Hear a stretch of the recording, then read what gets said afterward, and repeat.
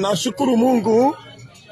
Leo muda huu sasa hivi usiku nimekutana na kiongozi wa Wakatoliki ambaye leo walikuwa wanafanya usafi na Wakatoliki wenzie katika maeneo ya makaburi ya City.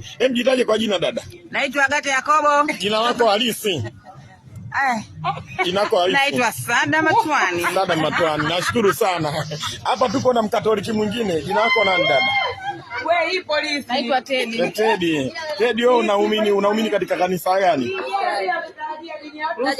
Lutheran. Haya, haina shida. Mama Shedi, njoo usikimbie basi. Unionyeshi. Sasa hapa unaogopa nini?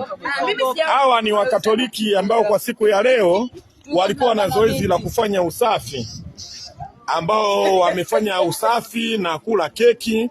Sijajua hiyo keki walikuwa wanaadhimisha nini, watajua wao, lakini kiongozi wa zoezi hilo alikuwa anaitwa dada Lucy kutoka Dovya, ambaye alitoa mshahara wa shilingi 10,000 kwa kila mtu aliyeshiriki katika zoezi hilo.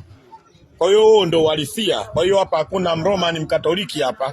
Hawa wote wanaonekana ni vijana tu ambao walipangwa kwa ajili ya kufanya hilo zoezi. Sijajua madhumuni yao ni kuchafua Ukatoliki au madhumuni yao hasa yalikuwa ni nini. Nashukuru sana. Asanteni kwa ushirikiano. Asante.